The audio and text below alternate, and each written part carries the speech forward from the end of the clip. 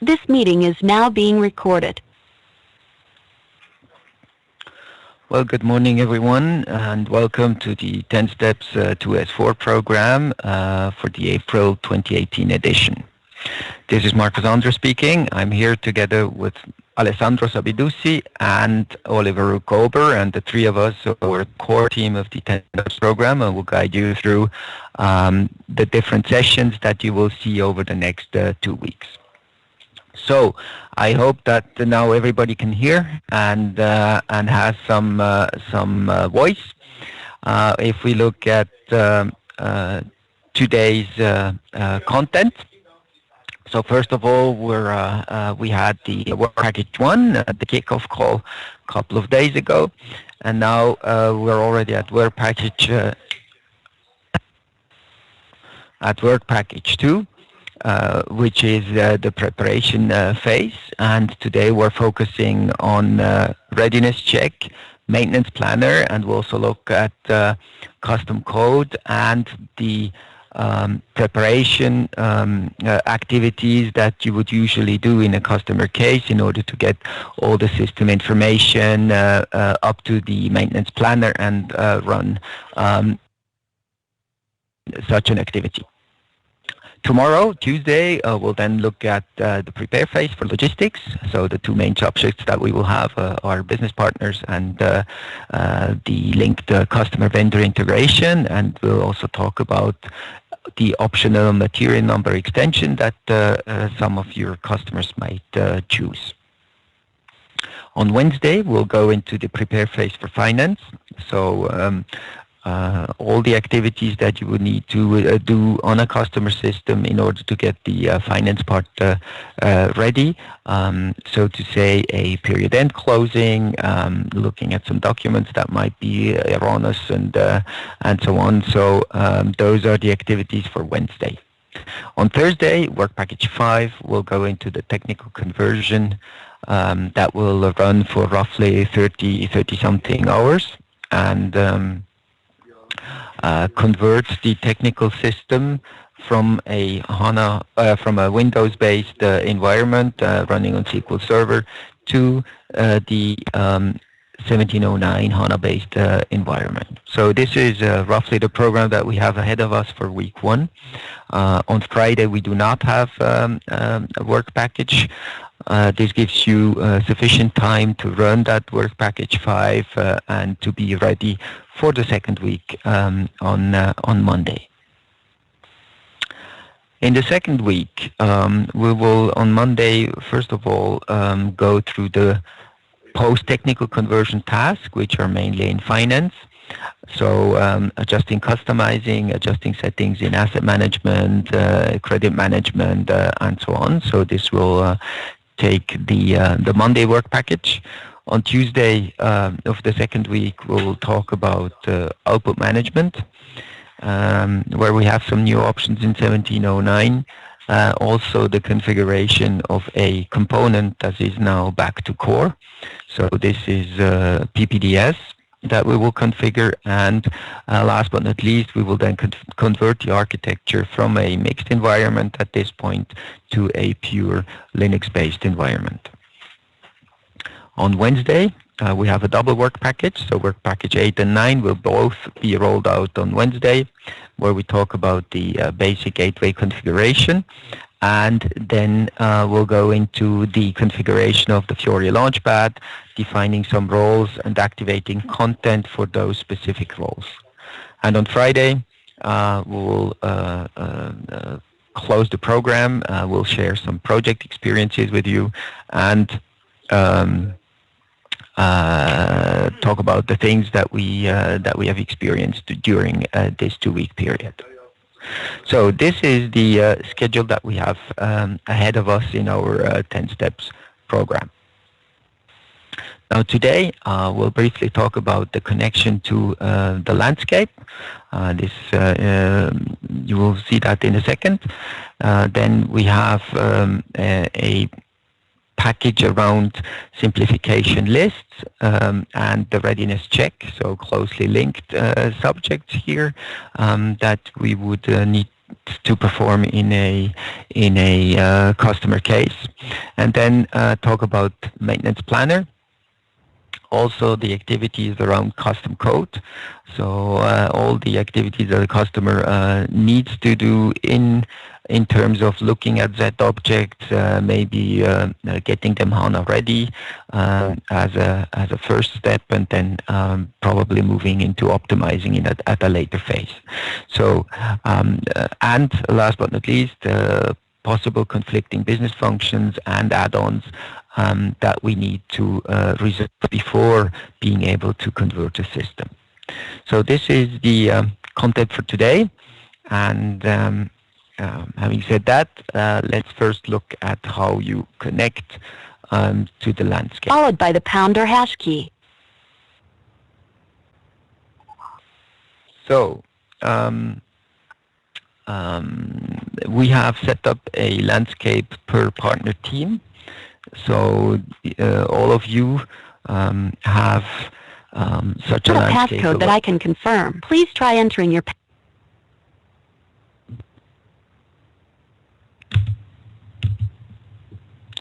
So let me just mute everybody again. All guests have been muted. You can unmute your line by pressing *6. Okay, so looking at the landscape that we have prepared for every partner, the starting point is ECC 6.0 Enhancement Pack 6 system running on Windows and SQL Server. This is our starting point. We have per partner team a HANA box available. We have an application server available, and that is the first system you will be using today. It's called the S4HANA front-end server, which we will use for the Fiori and gateway access, but we will also use that front-end component to do the custom check on the source system. So the source system and the front-end system, those are the first ones you will use. The application server here will only be started in the second week because we don't need that one beforehand. Access to the landscape is all done through terminal servers. So we have three access options that you will also find in the connection guide. So the first option is to go through the terminal server for all the GUI-based tasks, whatever you need to do. There is a terminal server prepared.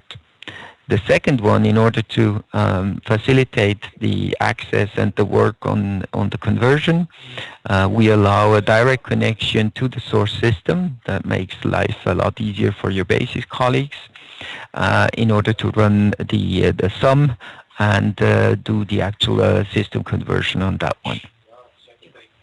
And last but not least, the third connection option will then go directly to the application server, but this will only happen in the second week when we convert the architecture to a pure Linux-based environment. So these numbers here, they actually correspond to a section of the connection guide.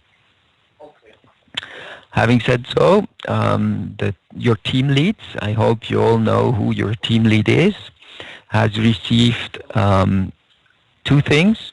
First of all, there is a connection guide, as you can see here, that actually lines out how to connect to the landscape and to the specific components you need to go to.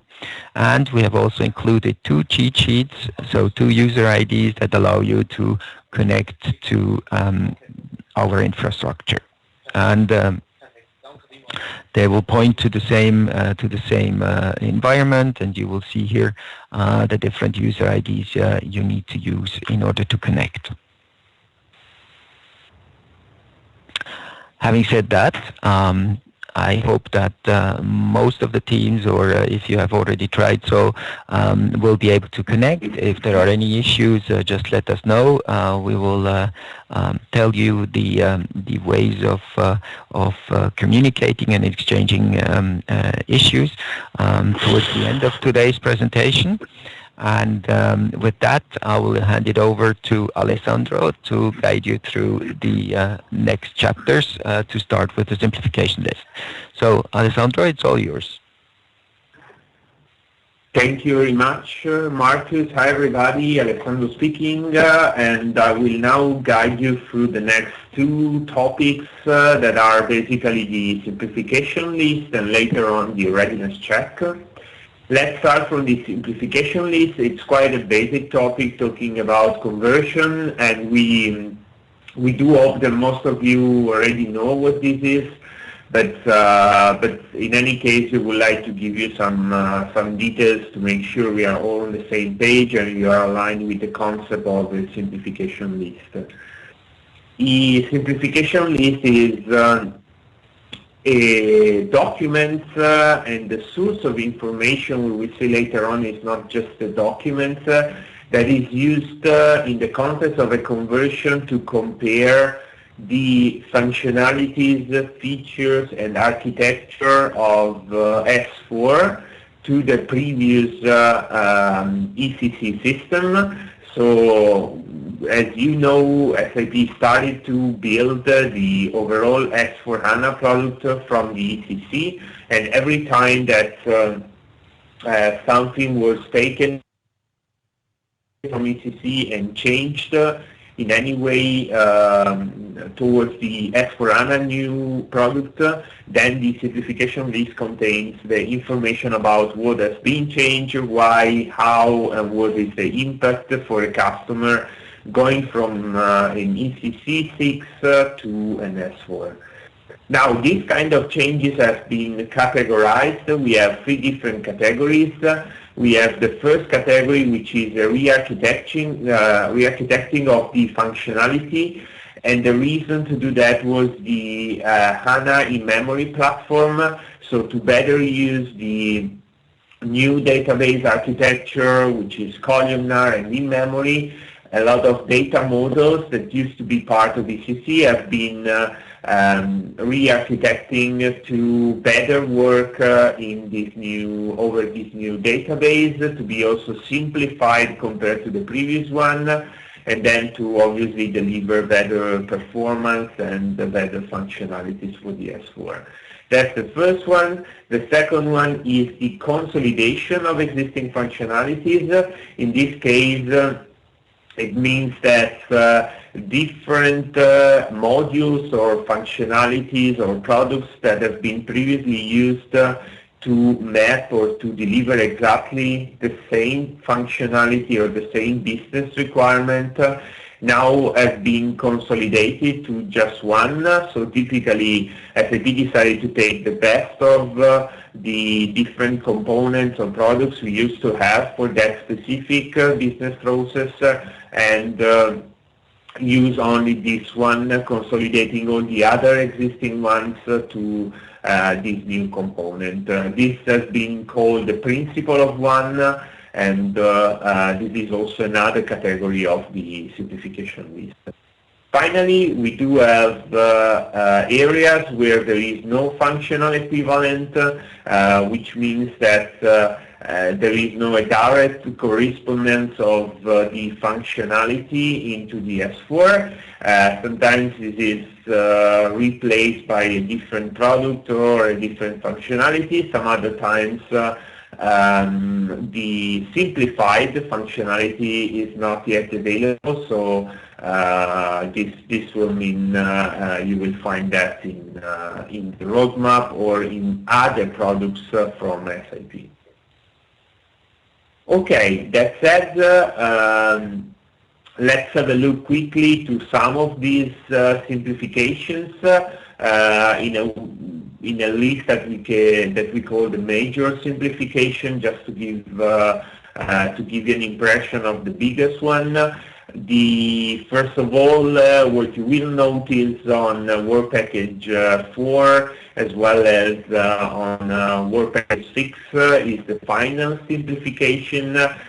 So we have drastically simplified the financial part of the system, having now one big table that covers things that were previously covered by a lot of different tables in finance, and then allows us to have a much simpler solution for finance. The same we have done for inventory management, and these are two main simplifications that will then result in the conversion of the data while we are doing the conversion to S4 to the new data model. We have nowadays one single valuation method with material ledger. That is something will be activated during the conversion as well. We have only one leading object or entity, which is called the business partner, and the business partner represents or can represent what was previously covered by customer, vendor, contact person. Now, another simplification is that the discrete industry of meal products, the so-called DIMP, has been downported back to the core, which means that single functionalities now out of this industry can be activated without activating the full industry solution. And one example of that is in the next topic, so the long material number. This used to be previously part of a full industry solution, and now has been downported into the core, so that can be activated as functional. We also have, thanks to the HANA database and platform, an embedded BW that can be used. The embedded BW is used to expose the information so that all the operational reporting can be done out of S4 directly. So that's called typically embedded analytics and can be leveraged directly from S4. Another thing that goes in the same direction is the logistic information system.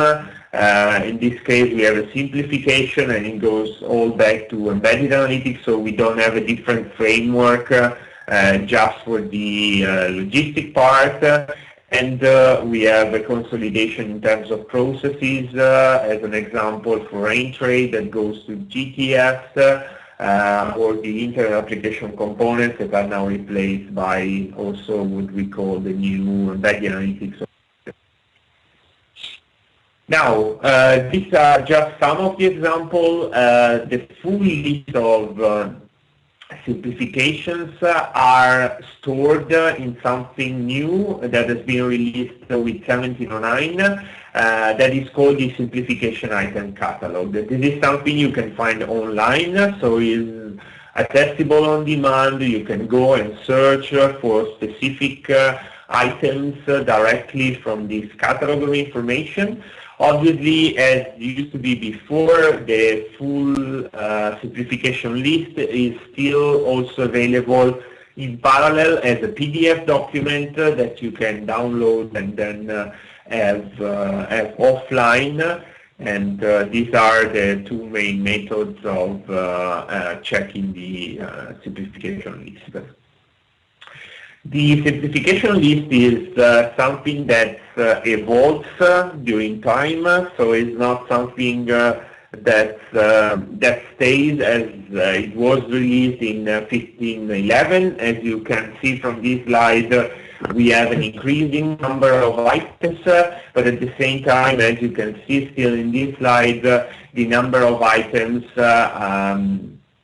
that are different or that have been added in the versions are less and less.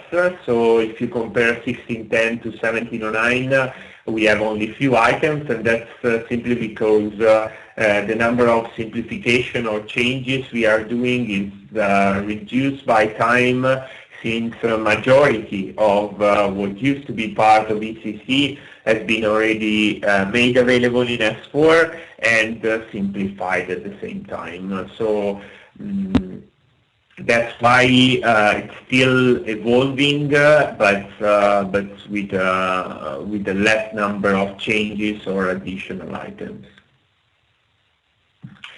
If you are interested to those changes because you maybe know already or are familiar with the simplification list on the 1610, but you want to know what is new with 1709, the simplification item catalog that is online, as I was saying before, offer you that possibility as well. So you can simply go and filter by 1610 as the source validity and then 1709 as a target, and then you will be able to see only the items that are different, new, or impacting the 1610 to 1709 upgrade. You can also obviously, then in the same tool filter, you can set the filter by application area, you can order the items and so on. So this should give you a really good possibility to navigate and browse and organize these simplification items. Finally, you can also export that, so once you have a good list you need to work on, you can do an export and work on that.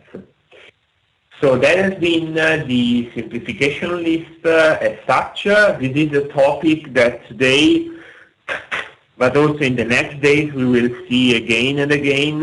So it's, as said, a basic source of information that will be used in a lot of tools and steps that are performed in the. Now, one of these tools that uses the simplification list as a base source of information is the readiness check. The readiness check is something that has been released last year around June, and it's a tool that we'll be using as well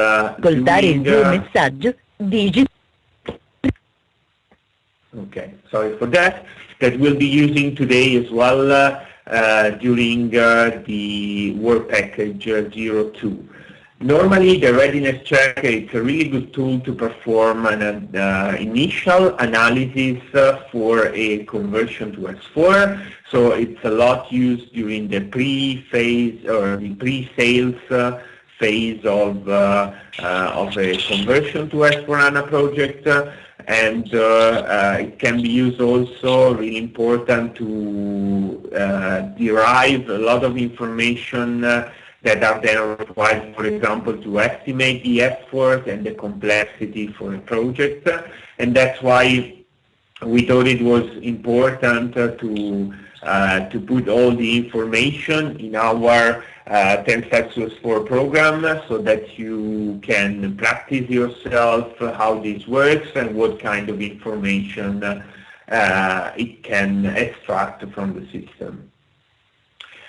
Obviously, it's not mandatory for a conversion, so it's a good tool that allows you to basically extract all this information and have it in a central point, which is a dashboard, and analyze then the details for each of those information. As you can see, it covers the preparation phase, so things like the maintenance planner, the pre-checks, the custom codes preparation. These are all topics for today. And all these things are covered from an high-level perspective into the readiness check, so that you can extract the most important information related to these aspects of the preparation and visualize the result on the readiness check. Here is the example of this dashboard. As you can see, there are different things available here. It analyzes the custom code, and this is done on a high-level perspective. So we have an estimation of the number of objects plus the different categories. We will see later on that there is a way to do a much deeper analysis of custom code, which is what we would suggest anyhow to do as a preparation as well. But here you can already see the estimation and the high-level status of custom code. We have the simplification list, obviously, where we have a result of the items that are relevant for a customer. This is calculated with a tool that we will see at the end of this presentation today. It's a last topic, and in the readiness check, you have a summary of this result with all the items that are relevant or that may be relevant, because some of them are not completely automated in terms of relevance, so they will result anyhow, and then it's going to be up to you to further analyze the item to understand if it's relevant or not. We have the add-on and business function. That is also something we will see today in the presentation. Here you see a result calculated from maintenance planner directly and then extracted into the readiness check, so you don't need to go and calculate this manually, but it's directly integrated into the tool. We have sizing, and we have also the recommended Fiori application. This is coming directly from the Fiori application library, the same functionality that is integrated here. Okay, here you see the different areas and how they look like. We will, or you will have the opportunity today to see the result, to calculate the result, and then to go in details for each of them, so that you can analyze what is going to be your conversion in the next 2 weeks, what are the complex parts, what are the items that are relevant for you, and so the full result will help you to better understand what you can see and extract from readiness check and what is not there and will need to be analyzed or extracted in a different way. Here we have 2 examples, because obviously the dashboard you have seen is just the high-level part of information on the first level of access to the readiness check. Then whenever you click on a tile, you go to the second level of information, and here, as you can see, for custom code, for example, we go to the list of topics that are relevant for custom code in your system. So here we have those topics organized by the status, that is also the category. You can have semantic or syntactical changes that are required.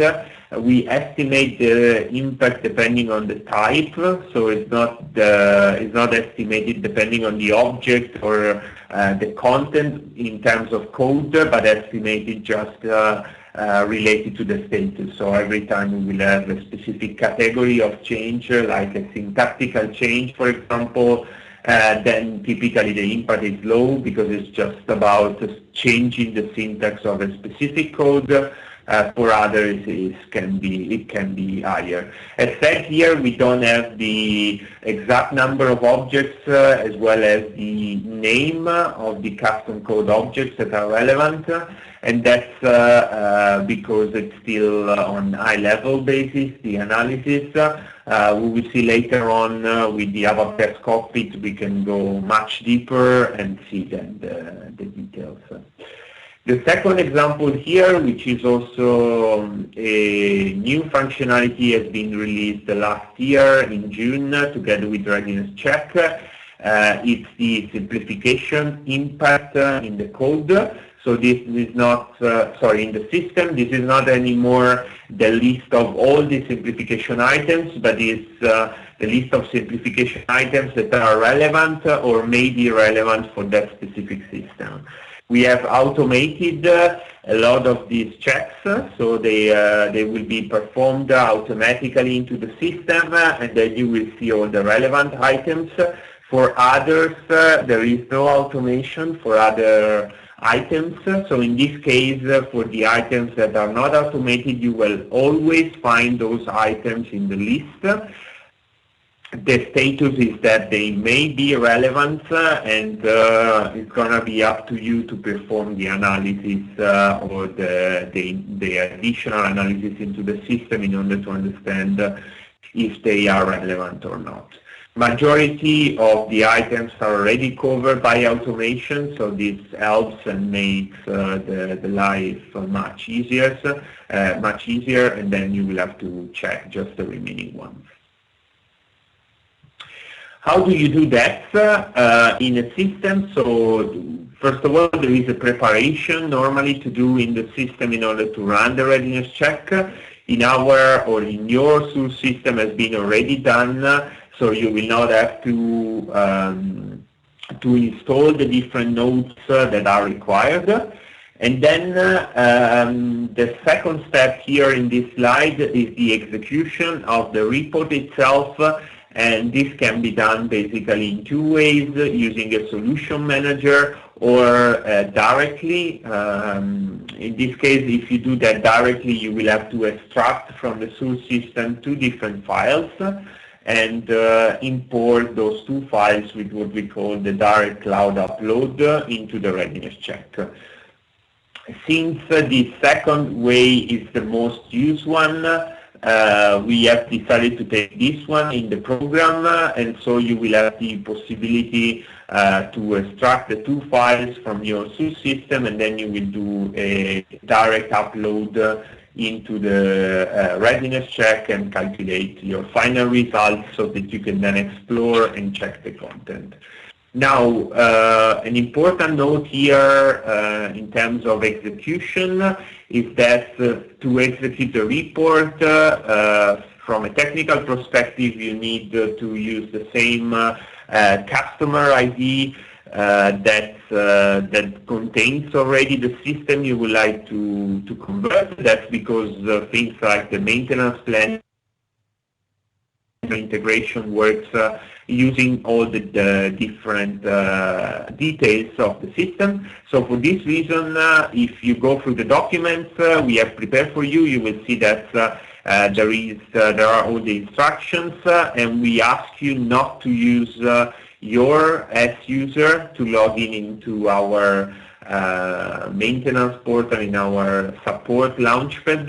But we ask you to use a specific user ID and password that are provided so that you can then upload and successfully calculate the result. If you use your own as user, then you will see that some errors are thrown just because that system you are converting does not exist in your own customer profile. So that's why this will happen, and why we ask you to use the user ID and password that you can find in the JAM group in order to log in.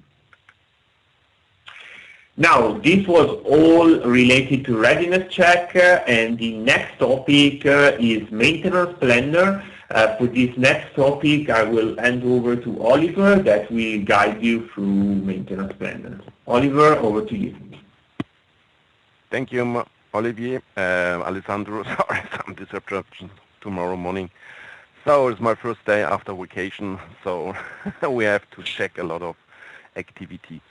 So, at first, many thanks for joining to this next 10 steps conversion program of April.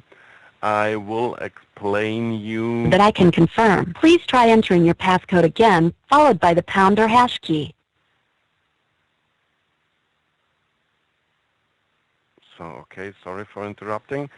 So, I will explain you today of the maintenance planner activities or is not a passcode that I can confirm. Please try entering your passcode again, followed by the pound or hash key.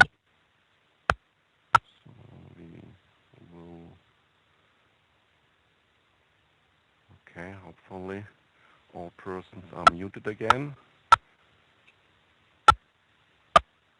So, okay, we can go. Please hold while I confirm your passcode. 2 is not a passcode that I can confirm. I'm sorry, but I'm unable to connect you to the meeting. If you need assistance with your passcode, please contact your host directly to verify the number.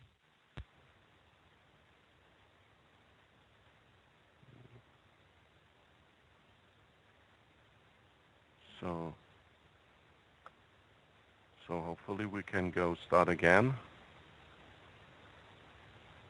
Okay, so today's session explaining the maintenance planner, how we need it or how we can configure this, or what is the explanation of the maintenance planner and what we have to do before we can start with the checking of the source system.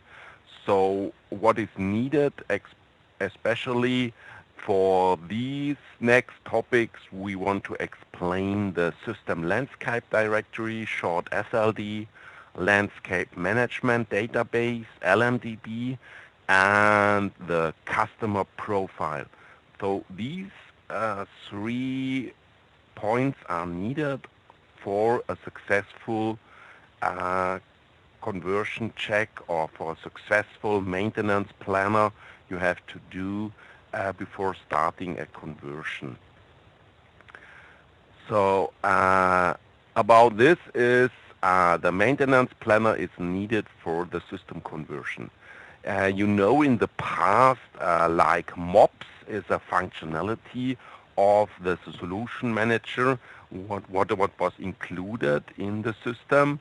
This is no longer needed, and up to date is the new planning tool, which can be used for an update, for an upgrade, for migration, for conversion checkings, and last but not least, you can use it if you want to make a new installation. This can be combined with the software update manager and the software provisioning manager, which means if you want to install a new system, you can use the maintenance planner for creation the software provisioning packages and the software update packages in parallel. So for these is the preparation for the conversion. What you have to do, you can check and plan. You can checking your source system concerning for the add-ons, what is installed, what the business functions is available or activated, which industry solution is included, and the license for the S/4HANA, but it's not required for the check. Though for the activities is needed a stack XML file, which are created from the source system, which will be uploaded to the maintenance planner manually, which will come later or at the end of this session with maintenance planner. And for the Fiori systems, you can use it for uninstallation of add-ons, can be planned now, though the maintenance planner checks during his runs if some third-party add-ons are available, or you can't go forward. So the maintenance planner checks what is the next steps you can go forward or not, which we can be seen later. Here you can see, I think about some of you have seen the maintenance planner. If you logged on the first system, you can check new installation, system conversion details, upgrades and update details, etc. And for that, you have to check within the maintenance planner. So the introduction about this is the landscape data which are needed, or the system details from the source system has to be uploaded to the sub support portal, which you know is from the early watch alert. It's the same way, but the maintenance planner uses these detailed information for the same for the conversion, for update or migration functionality. So you have, for these activities, you have a valid topology of these three layers, though, which means you have an up and running system landscape directory, and which is included also in the solution manager, or you have it run it separately on a separate host. The landscape management database, which is included in the solution manager, and last but not least, the support portal customer profile, which is available for each customer's and with his own as user. So we want to explain you the minimum of information what have you known about these containing data which comes up to the landscape management database. At first, we have said you have an up and running system landscape directory, which you know all details or all data, technical data information which are included in the SLD. So each system can be connected through the SLD. For example, an ABAP system, you have used RC70 transaction for uploading the data to the system landscape directory. An automatically job which is created in the SLD pushes the data to the landscape management database, which runs on the solution manager, and in parallel the agents which is installed also on each host pushes the data manually to the landscape to the LMDB database. And last but not least is the customer profile. It's the maintenance planner. It provides only those data which are required to calculate, to update, or convert a system. What is a customer profile? I think each of you knows about that, but I want to explain you. The customer profile is a repository for the landscape data. So which means it contrasts the SLD and MDB data which are available in the SAP support portal. All data, or all system data can be accessed only, which is own as user. So each customer, each as user can connect to his own customer profile. So these are the details of a customer profile. So how getting the data of your IT landscape to the customer profile. Here is a short overview how the data comes from the source system, from the agents, and from the source system to the SLD, and then pushes the data to the local LMDB. In these data are all SLD data plus the agent data, and for example you have some business partners activity or business processes manually added. These data are also available in the LMDB for example if you run some PI systems. Then the data will be pushed automatically or manually from the LMDB to the customer profile. So all data are available as explained before in your customer profile. Then these data are available for early watch alerts, etc., or for a special for our way or for our activities in the maintenance planner. And each customer can connect to his own customer profile in the support portal. So how we uploaded these data to the customer or to the support portal customer profile. So these activities are fulfilled on our side, so which means no activity has to be done on your side, but I want to explain you how or what we have done to do or what we have done for uploading these data to the support portal. So the source system is a KA6 system as explained by Marcus. It's an ERP 6.0 system, EHP6, and our solution manager was the system SPO.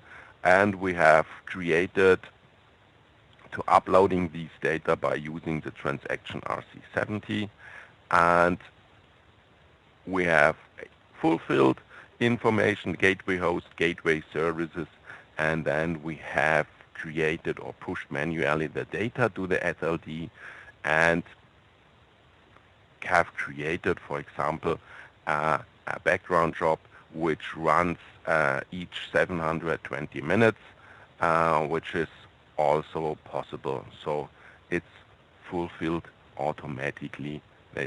If the data are uploaded successfully with connection RFC destination like SLD_UC, and the data was uploaded to the SLD. So for that, the solution manager needs a read destination back. For what? The maintenance planner checks automatically through the solution manager to the source system which business functions are activated. So for this is an RFC read destination available is needed for the checks of the business functions. And if the data is on the SLD, so you can see here on the source system, and it was running successfully, and then you can check on the SLD if the data are uploaded successfully in the SLD. Here you can see the data was available on the SLD on our side, and here the detailed information what we have explained before. You can see here which informations are available: general, database, clients, message server, etc., and the installed products also. So the verification check on the LMDB is you have to check these LMDB status if the uploading was successfully and all product information are fulfilled on LMDB side. So this is a screenshot from yes, there is no solution manager in the landscape. We want to explain you later at the end of this functionality. This was also possible if no solution manager is available. These are for special customers. They have some security restrictions, but the recommended way is the functionality way through solution manager to maintenance planner. So after that, you have checked in the LMDB all assigned if the technical data or the assigned technical system is successfully, the verification run was completed successfully, and the created RFC destination, as we have explained before, is also available. Here you can see some screenshots, some activities. Here you can see it's from a Solution Manager 7.1, but in Solution Manager 7.2, which is the new one, is also the same. So the upload to the support portal, manually or automatically, is you have to select the technical system, you have go to register, and then you have to upload manually or through a job which can be configured on these tabs. After that, the data was successfully in the maintenance planner. You have to go to the maintenance planner. Here is a user guide for that. If you have run Solution Manager with a special spam version, but if you use the Solution Manager 7.2, it is not needed. So you have to check it, and the RFC destination was also available. So you have to can start with a maintenance planner. So make sure you have a corresponding S user which with the corresponding rights, and then you can connect to the maintenance planner with your S user.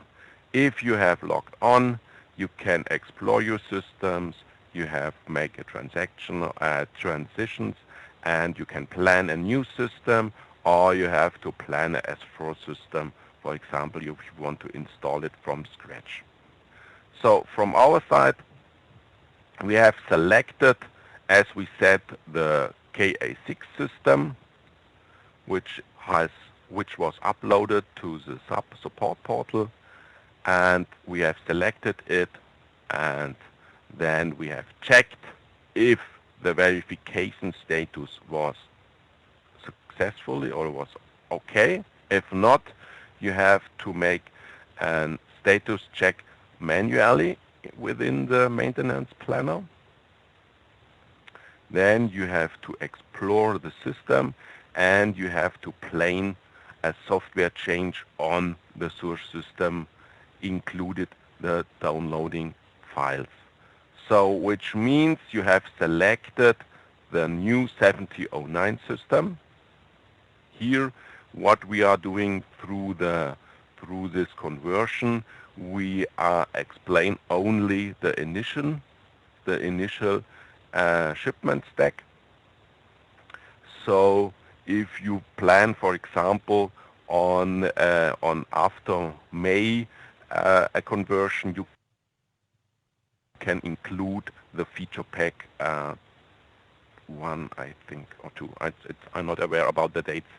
So you have to plan a conversion, and you have included the corresponding available last feature pack or the port package stack, and then you can go forward. Here you can see the conversion can stop automatically by checking if, for example, he can find some add-ons which are not supported with 7009, or you have activated some business functions which are not fulfilled on 7009. So if the maintenance planner stops here, you have to check, or you have to solve all problems at first before going forward to downloading all packages. So if you can go forward on here, everything was fine on the source system. So as we said before, if you have, for example, you have a high security customer which allows no connection back to the solution manager and to the source system, so which means you can't at first, or in the past, you can't go forward with a maintenance planner. So because the system needs an RFC back destination for checking the business functions. So, but for a lot of customers are available, which means they doesn't allow this back RFC destination, which is only a read destination. So in these notes, how to generate the system info XML and upload it to the maintenance planner manually. So here you have a note which explains you how you can go forward to create the XML file on the source system, and then you can upload these XML files for going forward for the conversion for the system. So this was all from my side. So these activities are fulfilled on our side, though, which means no activities has to be done on your side, though these are only explanations for you what is needed for going forward to make a successful maintenance planner checks, and for downloading and going forward for the S4 conversion, which are done on work package 5 on Thursday this week. So many thanks to all of you, and I will give back to Alessandro. Thanks, Oliver. And Alessandro speaking, and I'm back because I will guide you through the remaining topic of this presentation. So for today's work package, we will now go through the custom code part to explain you how custom code can be treated and analyzed during the conversion to S4. And then later on, we will continue with add-on and business functions. As you have seen now in the presentation from Oliver, you may be blocked for some add-on that has been installed or a business function. So we are going to see how this works and where we are in depth from an SAP point of view in enabling and making available the business function and add-ons. And finally, we will go through the pre-checks that are some activities that are still required for today, so that we can check together what's the step, what it's about, and how you can perform that today.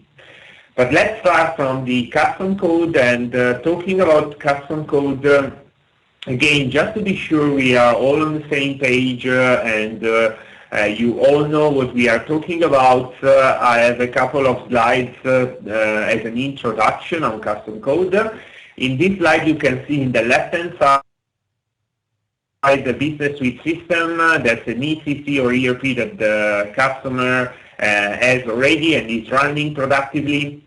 And as usual, there can be some custom code into that system. That custom code can be about objects like programs or reports in ABAP, but can also be about data, so data structures that have been created as custom, and that they may enhance or enlarge an existing table or source of information, as well as be a completely new table containing some additional information that the customer requires. And really often the custom code has a direct connection to the standard SAP code. So really often an object that we build in ABAP is an enhancement or is internally calling or using other standard SAP objects.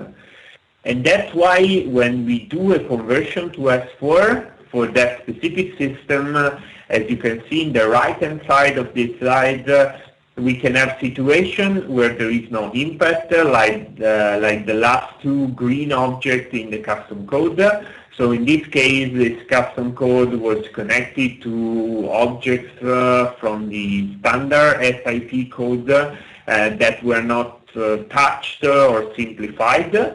And then they are green, they are good to go, and they will continue to work. But we have other situations, like the red ones in the custom code, where those objects were connected to a code that has been simplified, or even, as you can see in example here, decommissioned completely. So that table does not exist anymore because there is another one replacing, or has been merged into a bigger table that contains those information, and this will all result on code that is not working anymore because of some syntax or because of some change into the referred object. So that's why we approach the overall topic of custom code during a conversion to S4. And as we have already said before, we have as source of information a simplification list. But this simplification list does not contain the technical name of all the objects that have been simplified and changed.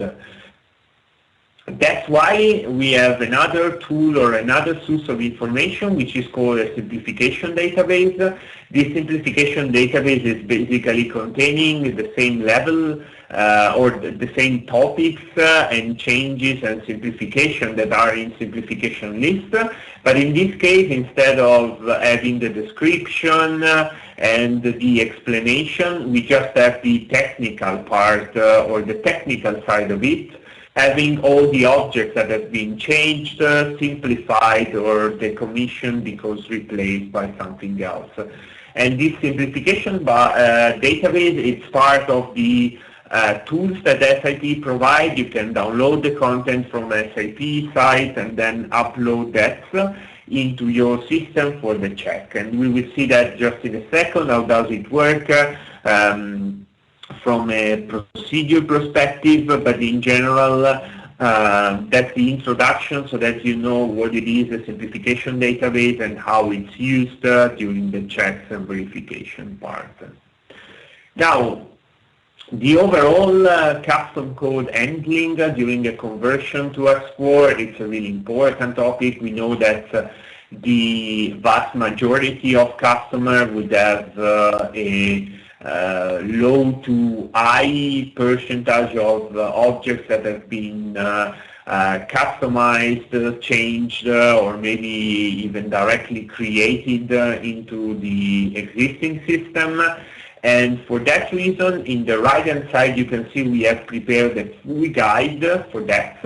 So that's a full guide of 100 pages that shows you the process, how this works, how SAP helps you with tools, and how you can proceed. What's the best practice from SAP on proceeding into the verification first, and then obviously fix and test of the code afterwards.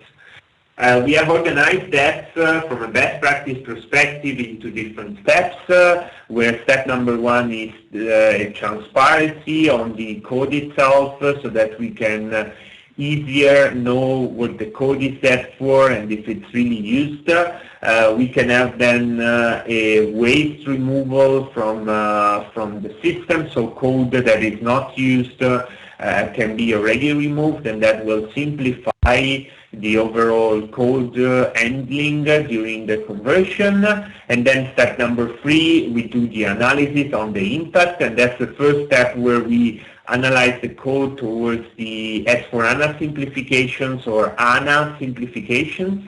And then obviously step number 4, where we go and do the required changes. Now, in terms of tools that we'll be using, we will see in a second that for the first 2 steps in this slide, we can use the custom code lifecycle management so that we can have some transparency. The custom code lifecycle management takes the data for the analysis from a functionality called UPL, or in case of a newer system from something called SIMON. So these 2 tools are basically used to collect data about the usage of the custom code. And then when it comes to S4, so the step number 3 and the step number 4 in this slide, right now we are using a tool that has been fully enabled for that job, which is the ABAP Test Cockpit. It's not something new. It's something that was most probably already on your radar for the ABAP developers, because we use that to analyze code for other purposes, so towards other topics like, for example, security and so on. And now it's been fully available so that you can use it for the S4HANA conversion. The UPL is not mandatory. I'm looking at the screen in the questions. So that's part of the optional steps you can do, but I will come to that in more details in the slide. Here you can see a typical process of a conversion, so that's something you will see and get familiar a lot with in the next days. We are now in the preparation phase and then in the next phase we will move forward to realization phase.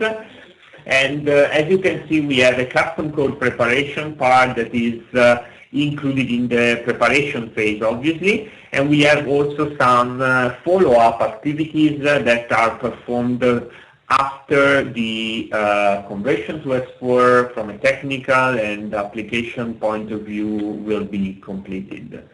So let's have a look to the different steps here and when we suggest to do these steps.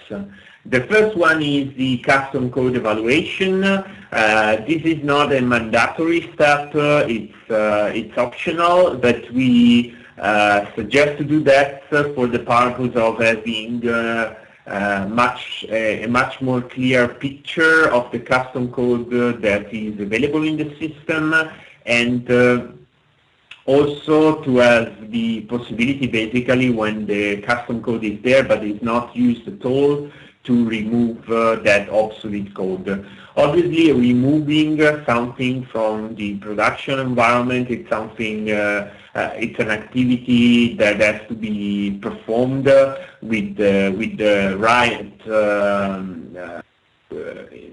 insurance of not touching anything that can be potentially used. So performing such an analysis and making sure to identify a remote code that can, obsolete code that can be removed, it's something you will have to perform right in advance in order to have the possibility to analyze the data for months and not just for days, and understand really well what is the code that has been used or not. So that's something, as said, that is not mandatory, it's suggested, and to remove obsolete code, already the possibility of analyzing the code and get a better understanding will help you a lot during the next phases of the custom code evaluation. Second part is now the S4HANA checks. So in this course we are checking the code, but exactly for the purpose of the conversion. So we need to understand what is the impact of this code when we will convert the system to an S4HANA. Now this will give us the possibility to do the analysis in advance before we start the real conversion, and to already analyze and calculate what is the code that will have an impact. As you can imagine, this will be done using the database, simplification database I showed you before, so that every time that an object is used in a custom code and this object will be impacted by a simplification, then we already know that the connected or related custom code object will also have an impact. As we can see, as we will see in a second, there are two types of checks. One is related to the S4HANA simplification, and we have also a few items that are related to the HANA change. So since we have HANA as a database, there are a few things we know already that will have to be potentially adjusted in the code depending how this has been written for the database access part. Now, the project will continue. We have done the analysis. The reason why we do the analysis, or we allow the analysis before you start with the conversion, it's because it's important to have a plan to verify and to have already a clear picture of what you will have to be done into the system after the conversion is done. But the changes, so what is called here the adaptation of the code, will be done after the conversion. So conversion is done, you have a full S4HANA system, and then you start to adapt the code. The code will be adapted for all the S4HANA and the HANA related changes that you have identified, and for the SAP standard as well, because you may have some changes to SAP standard code or tables directly. And if that is the case, the conversion process itself will identify those changes to standard SIP and will place those in the SPDD for the data dictionary changes and into the SPAO for the other ABAP objects. And this is working as a normal upgrade, you may know from the past. So for SPDD, you will be blocked during the conversion and you need to resolve or to decide what to do with all these changes. And with the SPAO, you can have that as a follow-on activity. So these things will be also part of your conversion, and as said, you can take here the experience and all the methods and techniques you are using for your upgrades. Last but not least, there is typically a phase of performance tuning after a conversion to S4. This phase is normally not related to all the objects, but just to the most critical ones, or maybe the ones where you, with the test, you have seen the a higher response code or response time, sorry, compared to before the conversion. So in these cases, you can then start the performance tuning part as well. Now that we have seen the overall process, I would like to check with you the content of those steps in terms of tools and procedures, starting with the first one. So the first one, if you want to evaluate and simplify your custom code before you start with the conversion, you can do that with the custom code lifecycle management tool. So these are part of Solution Manager, and this tool basically is capable to extract the data from the source system.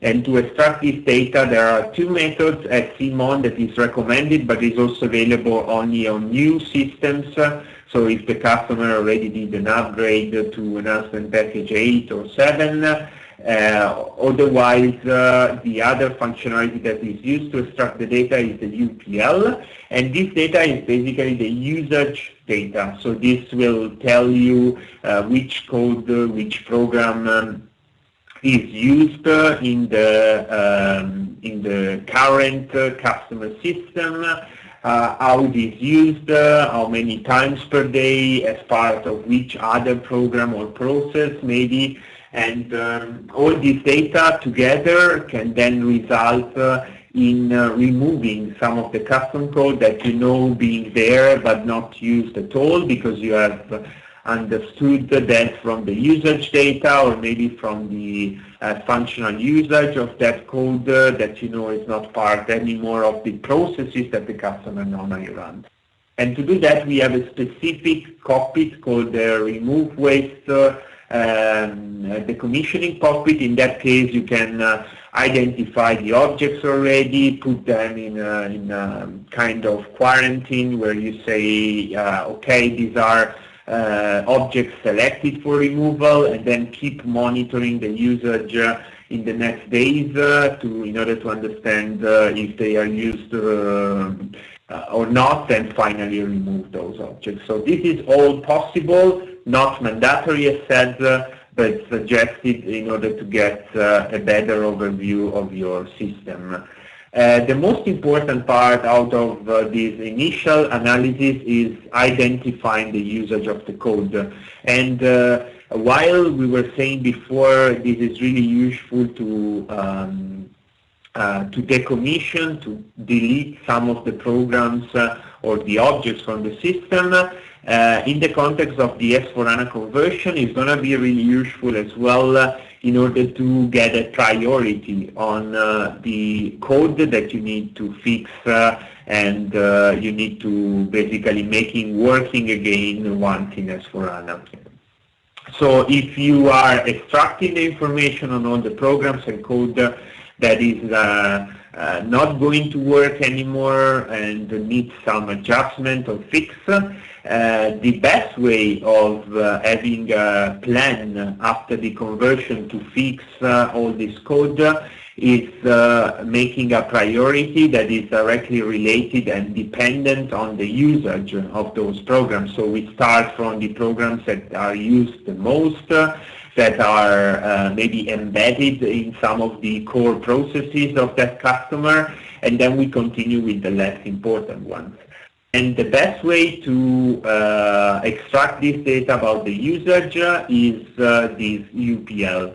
As said, we have the Estimon, which is newer, but is unfortunately only available in the latest NetWeaver specs, which also means in a really new installation or enhancement package of ECC. And that's why in the vast majority of the customer, we will rather find UPL. Now, a quick introduction on UPL. First of all, the benefits, and the benefit is that we are measuring the usage, and we can do that having a BW reporting on top of that, so that's really important. BW reporting is available if we use the UPL in context of the Solution Manager Custom Code Lifecycle Management tool.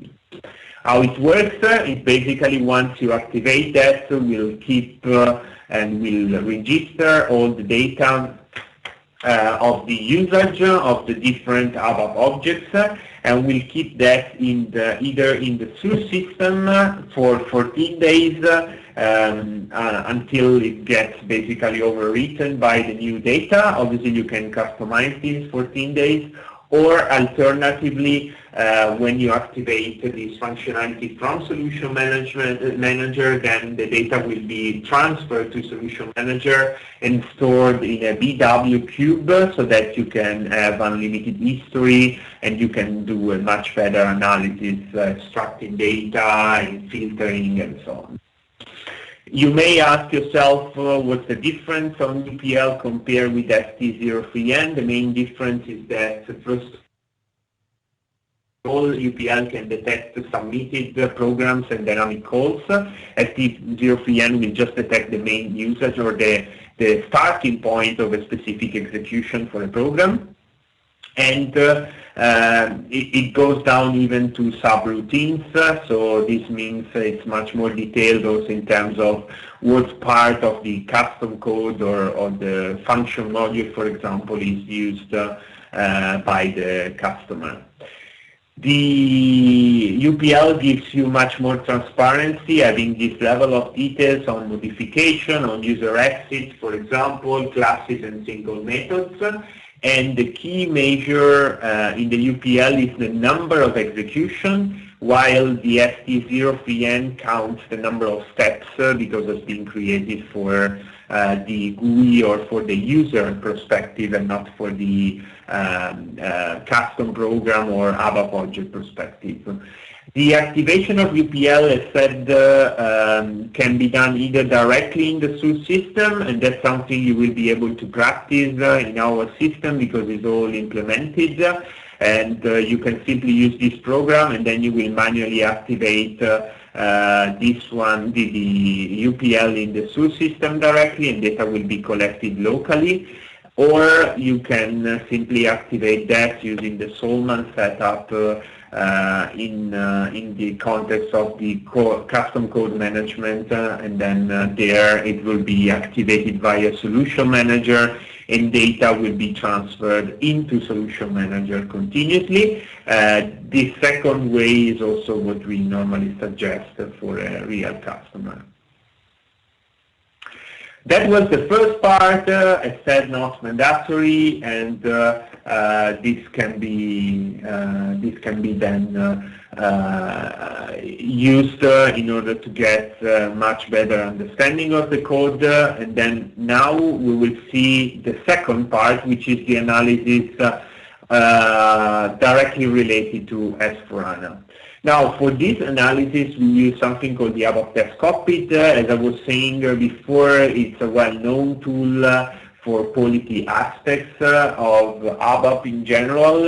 And as you can see in the picture on the right-hand side, across all these checks, we also have the HANA-related checks and the S/4HANA-related checks. So that's why we are using this tool, so that is all integrated. The tool is capable to work in a centralized way. So basically you can have a central system that runs the ABAP Test Cockpit, and the central system can then be connected to different satellite systems, and in that systems you can simply execute some remote stubs that will return the model of a specific custom code in terms of what other objects are referred inside, how they are referred, and so on, so that then the ABAP Test Cockpit can analyze that model and execute all the logic that is required in order to understand, in our specific case, if this will be impacted while you are doing a conversion to S/4HANA. The centralized way of working in the context of S/4HANA conversion is a requirement, because basically in our case typically the customer would not have a system that is basis 7.51 as a minimum, and so it's going to be a requirement in any case to have a separate system that has this minimum release, and then you can connect this remote system to the source system of the customer to do the check. Typically, you as partner, you can offer this as a kind of service for the customer as well. So think about this possibility. If you have an S/4HANA demo system, for example, this can be your central check system. And then for every customer, you can simply connect that system to their ECC or ERP 6.0 and perform the check remotely, so that the customer will not have to install or provision a system just for this purpose. Obviously, this remote system will run the simplification database that we have previously seen.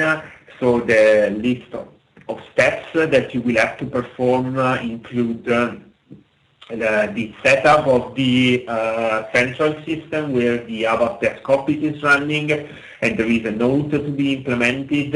Then you will have to download the newest version of the simplification database from our download SIP site, and then you will basically install by importing the simplification database, and at this point you will be able to run the ABAP Test Cockpit with a specific variant that is called S/4HANA Readiness Remote, and that will basically extract all this information from the connected system, and finally you will see the result list in the ABAP Test Cockpit. Here you have some examples of the simplification use cases for S/4HANA or for HANA directly, and these are all part of the variant. So it's just one variant, and we have the two type of checks we previously seen. So for S/4HANA, we have functionality that are not available, data model that has been changed, or maybe data type that has been changed, as well as you can see here other things like the field length extension or the tables with dictionary views. And for the HANA specific cases, we have the usual topics that are relevant in custom code. So the DB vendor specific SQL, if you're using that, that is going to be not working on HANA because it's specific for the database they are using today. Then we have database operations that are specific to pool or cluster tables. In this case, they are simplified in S4, so they do not exist anymore, and the operation will have to be changed. And we also have the select or open cursor without an order by. In this case, we can have a different in behavior for the extraction and for the default order. So we suggest to add an order by the end. All these things are included in this variant, and that's why we do suggest to use this tool together with this variant, so everything can be checked in one tool without using different parts. Now, all these things are required before you start with the conversion. It can obviously be started as soon as you want in your project. As I was saying, even the custom code evaluation should be something continuously done on a customer so that you can clean up the system before you start. And as a result of the second activity, the S4HANA checks you see here, you should then spend the time to basically create your plan of actions to be done after the conversion.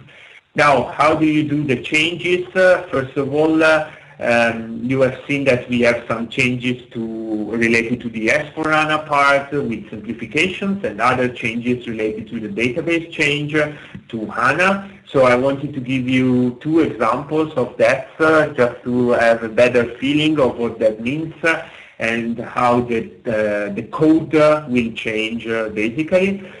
And here we have the first one, which is an example of a functional adaptation related to the material number field length extension. So as you may know already, we have the possibility with the conversion to S4 to extend the material number for 18 to 40 characters, and doing that obviously every time you deal with the material number into your custom code, the overall number of characters that represents this material number can be now up to 40 different characters. For this reason, if you have a code like the one you see in the upper part of the slide here, where the material number variable has been defined to be a char 18, this is not going to work anymore once you have converted into S4. We can even discuss about the fact that you were using a char 18 in the code, which is not the best practice in any case, but obviously that may be the case in a lot of customers as well. And here you see that the simple change in this case is to use the domain in this case instead of the char 18, so that the domain obviously will be automatically adapted to a string of 18 character after you do the conversion to S4. And with that fix, which was almost just a syntax type of fix, we have already adapted the code in order to run correctly in the S4 part. Another example, which is now HANA related, is the order by clause I was talking about before. In HANA we have, as you know, a columnar in-memory database, and this behaves in a different way when you are extracting data from a table. So by default, the database use the or order the data by the primary key or primary keys, and then when you do a simple select without specifying any order by, this is the order that will be returned by default. But in HANA, since the database is working in a different way, the order may be different. And for this reason, you have to explicitly specify the order by. Again, it's a quite easy change, and basically the checks will identify every time you have a selector from a table without an order by, and will ask you to add that clause, that order by clause, into the statement, so that then in this case the binary search can work in the meeting. Okay, these were just two examples, but you will be able to see more in the checks and the analysis you will be doing during today's work package. Finally, we have the last phase that is part of the custom code adaptation, and this is the performance part. As I was saying before, it's not always part of the adaptation for all the objects, but in majority of the cases is there for the most important objects, or maybe for the object that will have the highest difference in terms of response time.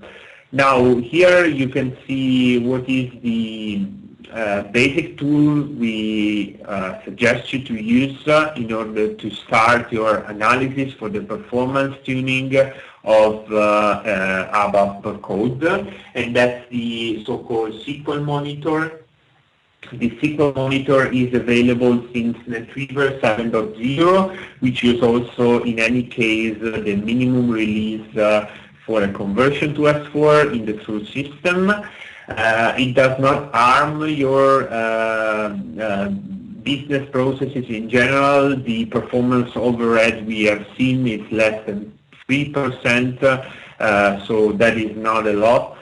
And while you are running this SQL monitor, the monitor will basically collect information that are related to the execution of ABAP code into the database. So it's not the overall execution of the code, but it's the part of the code that basically executes commands, queries towards the database.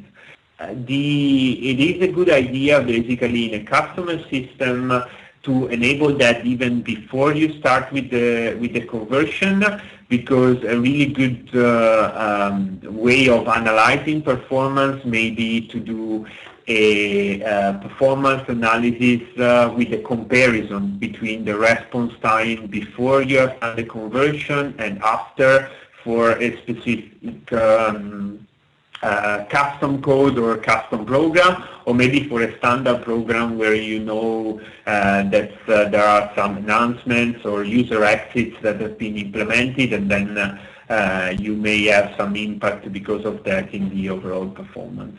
So in all these cases, you can run the SQL monitor. It will show you what are the objects, so the program or the transactions where most of the time is spent on the database, and then you can go in details. Here you see an example with the SQL monitor execution where we have a custom program executed in background, and here we know that the time is really high, and so we can drill down. We double click on this program and we see the details of all the queries that are executing in the context of this program. Then we see the response time, we see the number of execution of this particular statement, and we can even go further with analysis. You can double click on the item here, which is one of the queries. In this case is select single, and if you double click, then you go directly in the code where you will see that we are in front of a select single that is nested into a loop, and this we already know, for example, being a pattern that is not optimized from a performance point of view, and it's much better in those cases to do the select outside of the loop, selecting all the records that we typically mean and we typically need, and then in the loop we can loop on the result that we have taken before the loop and execute all the logic that we want to execute inside. So this is just an example on how this can be used in order to identify potential statements that are not performing well, and then obviously performing all the adaptation that are required. Okay, next topic for today's call is the conflicting business function, and here, if you remember what you have seen during Oliver's presentation, there were situations where potentially you are performing a maintenance planner execution, and there are some business functions that are blocking the conversion to S4 because they have been activated and are not supported into the S4 system.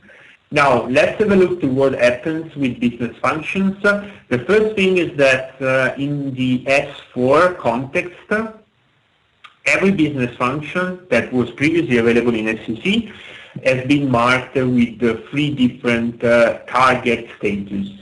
So the first one is always off, which means it's basically deactivated and cannot be activated. And this is the situation of basically business functions that are not supported into the S4. Then we have always on, which means it doesn't matter if the customer wants or not the business function, because it has always to be activated into S4.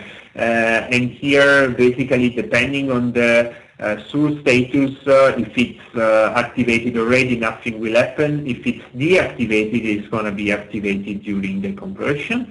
And then we have the customer switchable, which is basically a status where the business function is the same as before. So it can be activated or not, depending on depending if the functionality behind the business function is required for that customer or not.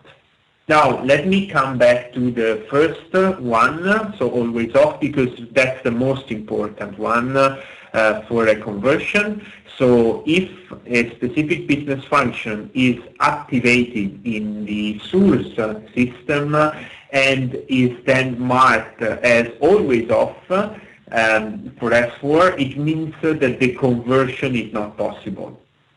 And unless the business function can be deactivated, and some of them are enabled for deactivation, so you can potentially deactivate that. Unless this can be done, the conversion cannot be executed. Obviously, the reason why a specific business function is always off is typically that the overall process that this business function is all about is not available in S4. So typically, the overall reason or root cause for that is not just that specific business function, but is the functionality that is represented by the business function that is not yet available in the S4HANA context. Now, if we look at the business functions that we have in ECC, we have with 1709 just 90 out of the 1,300 business functions that are always off. So that's the total number as of 1709. 33 of them are not an issue for the conversion, as they are reversible, so you can switch it off, and they belong to things that have been retrofitted into the core. So these are not representing an issue. 43 are still an issue in the sense that they may block your conversion to S4. But obviously, as said before, that's not because of the single business function, that's because of the strategy we have taken with the overall product or functionality behind this business function. So majority of them will be typically related to IIS media, where only part of the solution is nowadays available in S4HANA, and in particular the part related to the master data management. All the rest is going to come, so it's not there. The other things are healthcare as well, where the successor is a cloud solution and is not available in S4, or commodity management that has been only partially made available in S4, so some of those business functions will also fail. In case you have this kind of issue, then it's important to analyze the root cause, as for example what we are saying here with the business function related with healthcare, for example. So what is the functionality that will not be there? understand that, and then you can also obviously potentially reach out to SAP to ask additional details about the roadmap and the functionalities that we have there. Okay, in the slide I just skipped, you have some more details with the detailed table on the business function. So if you are interested on a specific customer situation, you can go there and look for the details. The second thing is add-ons. These are the second type of objects that can potentially block a conversion because there is no compatibility or there is no support of that add-on into S4. For add-on, we have to distinguish between the different types of add-on that we have. First of all are the standard add-ons that are delivered by SAP for S4HANA. So these are add-on that were previously potentially available in SCC or that are made available directly for S4HANA. You can find the list here, and you have obviously all the details about minimum release and so on. The second type of add-on is custom development. In this case, the vendor providing the code is still SAP, but not as a generic product or add-on for every customer, but as a customer-specific project. In that case, we have a specific entry in our website where you can go and check the availability of a specific version for that add-on for S4HANA as well. The third type is the partner add-on. The partner add-on are, in this case, directly made available by the partners. So in this case, it's not developed by SAP, but by a third-party software vendor. And in that third case, the only thing that we can do from an SAP point of view is to track and monitor the availability of that add-on and check if that add-on has been made already available for S4 or not. That would typically go through a certification that we do for the S4, and once the certification is done, then we publish the information of the availability of that add-on. But obviously the check, the information, and the details about the potential roadmap of those add-ons will be known by the software vendor of that code and not directly by SAP. A last part of this slide goes in the direction of uninstalling, which is a strategy whenever an add-on is not supported on top of S4, and obviously at the same time whenever the customer can accept to run the ECC or ERP system into the S4 without the functionalities that were provided by this specific add-on, and then you can uninstall that add-on. This is made available for majority of the SAP add-on that are not compatible with S4 for different reasons, and there is a note where you can find the information as a summary of all the add-ons that can be uninstalled. As Oliver pointed out already, the add-ons, standard SAP add-ons can be uninstalled also directly during the conversion. This will be calculated by the maintenance planner, so that's something that will save time because you will basically include those procedures into the conversion. Here you see, again, as we have seen for the business function, a picture or a status of add-ons that are SAP standard add-ons for the S4 supportability part, and here you see the total add-ons that we retrofitted into the core. So a lot of them are not supported anymore because simply they are now part of the core. And this means that basically in all those cases the add-on is going to be uninstalled from the system, and the same functionality is going to be available into the S4. There are some others where this is not the case, so they are not yet available in S4, again for different reasons. And in this case, you can again check for uninstall, and if no uninstall is available, so the add-on is blocking the conversion without any support for S4, then please open a message to SAP, reach out to us, and we will be able to give you a specific solution or a roadmap if we are already working on the support for that specific add-on. That said, we are almost at the end of this presentation. As you have seen for today, a lot of different topics for the preparation. The last one of those topics is also related to an activity you will have to perform during today's work package, which are the pre-checks. So far we have seen how to prepare a system from different angles and point of views, but we never talked about the specific customization of the system and the data that is available in that system.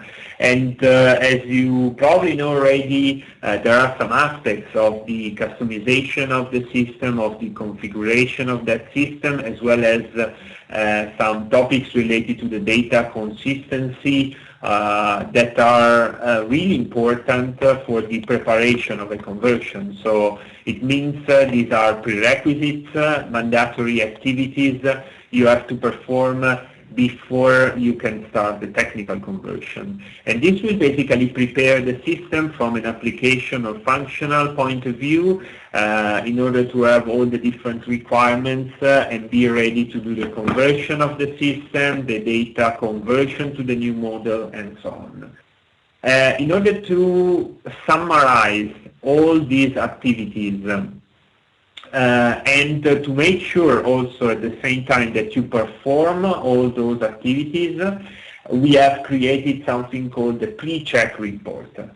The pre-check report is something you can execute or you have to execute directly in the source system of the customer, and you will have to do that for each of the customers. So you will do that for your sandbox typically, for your development, test, production, and so on. And this will basically analyze the system and first of all understand what are the simplification items out of the full simplification list that are relevant for that customer. If you remember, this specific check is also executed by the readiness check, so you can see the result of this first check also in a readiness check. But what the pre-checks will be due on top of this relevancy check is a second level of check that will basically understand if the system in that particular area is ready for the conversion or not. We call that a consistency check. So basically, for example, you can see here in the table, we have here that we have a relevance. First of all, it's a column with, in this case, or yellow results here. And then we have a second one, which is the consistency check. The consistency check tells you if that specific area or that specific type of data represented by the simplification is ready to go. So in this case, the simplification is relevant, for example, but you don't have to do any preparation activity. Or on the other case, there are some activities to be performed. And if you see the first row here in the example, there are even some cases where the conversion itself is going to be stopped if you don't do an activity. So it's not just an activity that you have to perform, but it's mandatory in order to proceed with the overall conversion. So that is the framework. This framework, basically, this tool replaces what we used to have in the past. So if you have already done a conversion to 1610 S4HANA as a target, you have seen that we had a different report that we executed, but now this new one replaces and also simplifies the use of the previous one. First of all, because we have only one node you have to implement on the source system in order to get all these details, and then because it correlates directly the simplification item with the consistency check, which is something was previously missing. So we had the two different checks that were not related one to the other. Now we first of all tell you what is the impact, what is the simplification item, and then if there are any activities that are required. In the today's work package, you will be able to execute this report so that you can see and analyze the content. And as said, the main thing that will result from this report are the application activities for preparation, which means basically that then on tomorrow's and on Wednesday's work package, we will go through all these activities. So for today, you don't have to solve the issues, but you just have to go here and analyze the result. And then tomorrow and Wednesday, we will go through all the activities that will result from this report and execute all of them, all the preparations for logistics and for finance, so that the system then will be, at the end of Wednesday, fully ready from a preparation perspective to be converted to S4. Okay, now that we have seen that framework, let's go ahead and have a quick look to a comparison. Again, this is just to avoid you being confused with the different things. Today, in the work package, we presented two different tools, the readiness check for S4HANA and the simplification item check. The simplification item check is the last one from this chapter. Readiness check was presented as a second topic today. The first one, the readiness check, as said, it's high level, granularity, is used only during a conversion to S4 and is not mandatory, is not part of what is a mandatory check for the conversion to S4. On the other end, the simplification item checks, the report you have just seen, that's an ABAP report, first of all. It's on the dashboard on Fiori. It's directly available in SAP-GUI. It tells you two things, the relevance in the simplification items, that's the same the readiness check does, as well as the system consistency for a conversion. It is used also for the upgrade between S4HANA releases, so in case there is a new simplification between 1610 and 1709, you will be able to analyze that with the simplification item checks and then to discover what is the impact and what you have potentially to do before you start. So these are all things that you can do with the simplification item checks, which again is mandatory compared to the readiness check. Now, once you go through those results, you may note or you may have doubts about the simplification items or the impact that you have, and that's why for the most important simplification items, we have also provided some additional documentation which is available in SCN in different blogs. Here you see the summary of all the different items where we have additional documentation, and that's something you may find useful to go deeper with the details and check additional information. Now, the end of the presentation finally, and as the closure of this call, we would like to give you some additional information in order to start directly your activities for the conversion. The first information is out of the full landscape we have provided you what are the systems that you will be using today. The first system is the source system, is an ECC 6.0 announcement package 6 as said. The system ID is K and then the number of your group, so K01 to K26, and this is the system you will be converting to S4, so that's also the main usage. Today you will use that to export information for the readiness check. So you will run some report for that, and also you will execute the pre-checks, which is the last topic we have seen with the simplification item checks. So you will do these two activities to complete the steps for today. The second system you will be using is a front-end server, so it's a NetWeaver 7.52. It's later on in the program, in particular from the next Thursday, will be used as your Fiori front-end server. But today we will use this system in order to perform the remote custom code checks with the ABAP test cockpit. So you will find the system up and running, and you can execute all the custom code checks in the system. Just one important topic in terms of availability. This system is going to be stopped from tomorrow on, so that it can be right available for the next work package for Fiori. So be sure that you execute the custom code checks and the analysis by tomorrow.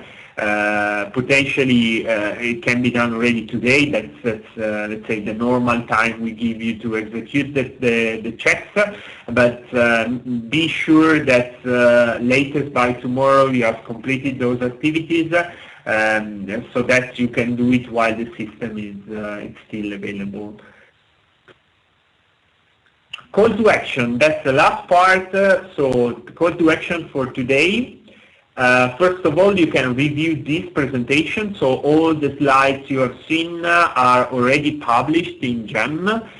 You can review that in an hour or so. We will also publish the recording of this presentation, of this session, so you can review some of the parts if you have missed something, and then you can start with the activities.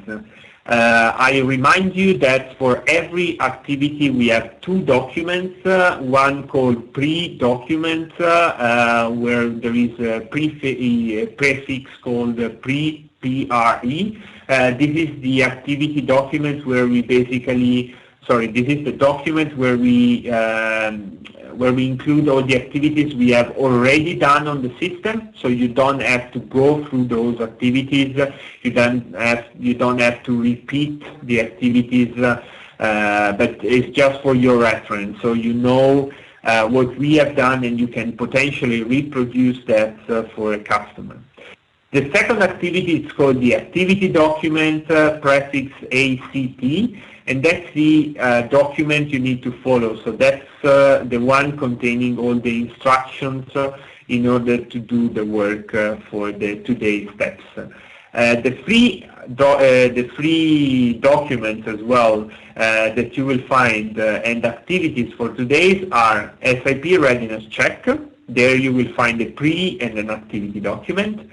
The custom code analysis, and as well for that you will find the two documents, pre and activity, and the pre-checks. These are the free activities, which means, as Oliver said, there are no activities for maintenance planner because we have already done the work and is all documented in this presentation. And there are also no activities for other things, just these three. Once you have the the activities executed. If you have any question or doubts, please use GEM as the first tool in order to collaborate and to ask questions. So post your question there, and then you will see that either other participants or us directly will provide an answer. This is all for today. And since we have completed the presentation, we can now switch to the question and answer part where you can ask your question. I've seen already a lot of questions going on in the chat, so I would assume most of them are already answered. If you have additional questions, feel free to ask. You can ask directly in the chat, or you can also unmute yourself pressing *6 and then ask verbally the question. Any question out there?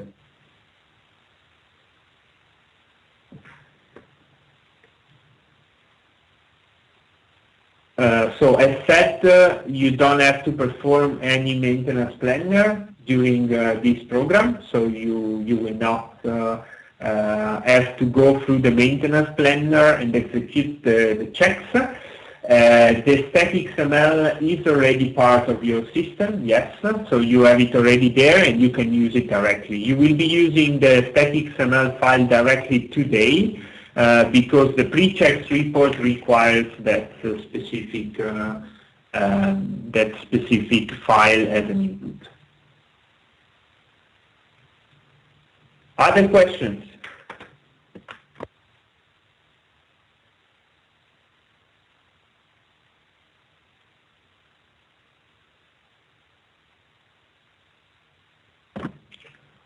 Okay, it seems no more questions.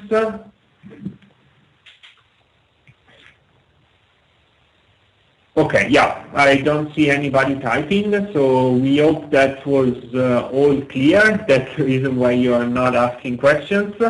And we thank you very much for attending today's call. As said, documents have been already posted and uploaded into GEM, so you are able to start working on the activities. Again, SLP readiness check, custom code analysis, and pre-checks using the simplification item check framework. These are the 3 things to be done for today. We will talk again tomorrow, same time, same place, for the work package 3. That is going to be all about logistic preparation activities with business partner and customer vendor integration being the main topics. So thank you very much for today, and talk to you again tomorrow. Bye-bye.